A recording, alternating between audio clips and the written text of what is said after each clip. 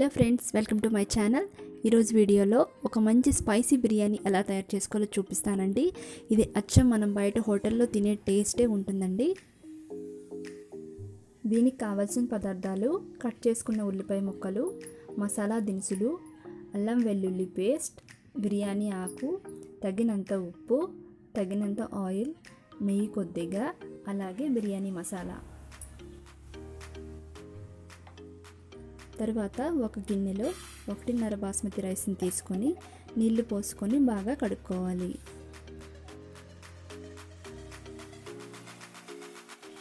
బియ్యాన్ని కడిగిన తర్వాత అందులో తగినన్ని నీళ్లు పోసుకొని అరగంట సేపు నానబెట్టుకోవాలి. అరగంట సేపు తర్వాత బియ్యాన్ని నీళ్లు లేకుండా వడగట్టుకొని పక్కన పెట్టుకోవాలి.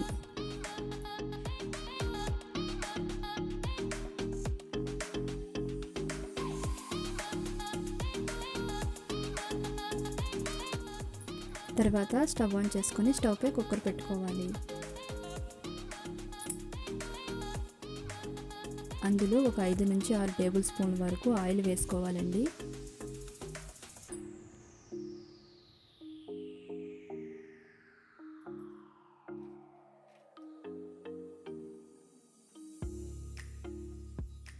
ఆయిల్ హీట్ అయిన తర్వాత సాజీరా వేసుకోవాలి. అలాగే మిగిలిన మసాలా దినుసులు వేసుకోవాలి. ఇందులో మనం సపరేట్గా మసాలా దినుసులు ఏం వేయనవసరం లేదండి.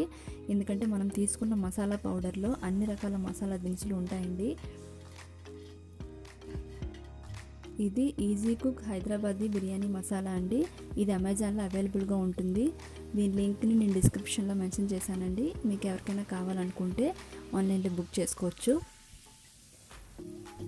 ఈ ఉల్లిపాయ ముక్కల్ని కొద్దిగా బ్రౌన్ కలర్ వచ్చే వరకు ఫ్రై చేసుకోవాలండి.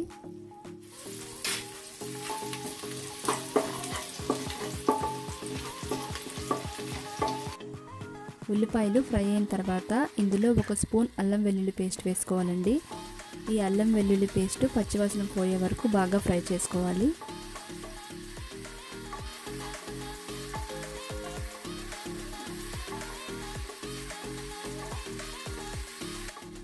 ఇందులో తగినంత ఉప్పు,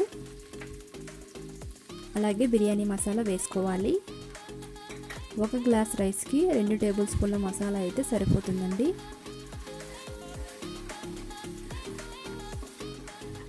మసాలాని ఆయిల్లో చక్కగా ఫ్రై చేసుకోవాలండి.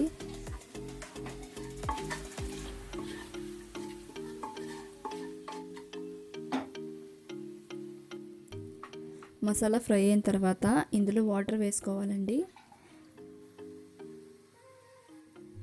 1.5 గ్లాస్ రైస్కి 2 గ్లాసులు వాటర్ వేసుకుంటే సరిపోతుందండి. ఈ కొలతలతో వేసుకుంటే బిర్యానీ రైస్ చక్కగా విడివిడిగా వస్తుంది.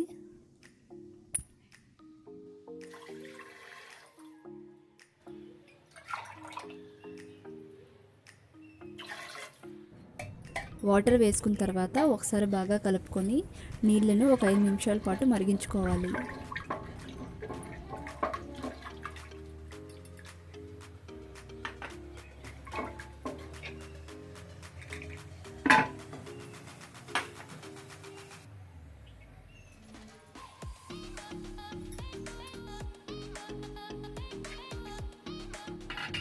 నీళ్ళు బాగా మరిగిన తర్వాత మళ్ళీ ఒకసారి కలుపుకొని ముందుగా నానబెట్టుకున్న బాస్మతి రైస్ని వేసుకోవాలి.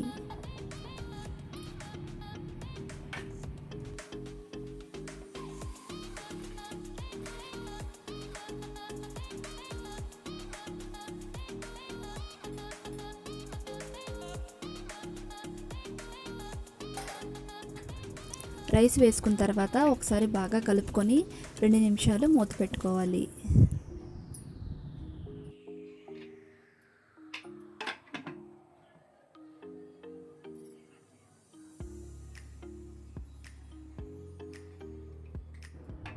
చివరగా అందులో కొద్దిగా నెయ్యి వేసుకొని మళ్ళీ ఒకసారి కలుపుకొని మూత పెట్టేయాలి.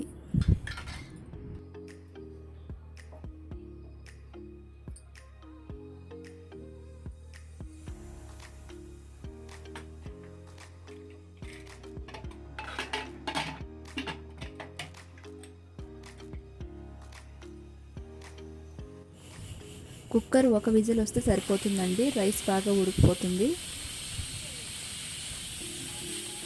ఒక విజిల్ వచ్చిన తర్వాత స్టవ్ ఆఫ్ చేసేయాలి.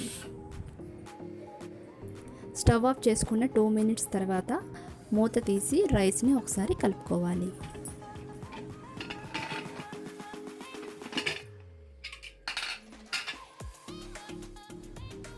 రైస్ని నెమ్మదిగా కలుపుకోవాలండి, లేదంటే రైస్ విరిగిపోతుంది. చూసారు కదా రైస్ ఎంత చక్కగా విడివిడిగా వచ్చిందో. కలుపుకున్న తర్వాత మళ్ళీ మూత పెట్టి ఒక హాఫ్ అన్ అవర్ తర్వాత సర్వ్ చేసుకోవాలి. చూసారు కదా ఫ్రెండ్స్, టేస్టీ బిర్యానీ రెడీ అయిపోయింది. ఇంకెందుకు ఆలస్యం, మీరు కూడా తయారు చేసుకొని ఎలా వచ్చిందని కామెంట్ చేయండి. ఓకే ఫ్రెండ్స్, మరిన్ని వీడియోస్ కోసం మా ఛానల్ సబ్స్క్రైబ్ చేసుకోండి, లైక్ చేయండి, షేర్ చేయండి, అలాగే కామెంట్ చేయడం అస్సలు మర్చిపోవద్దు. Thank you.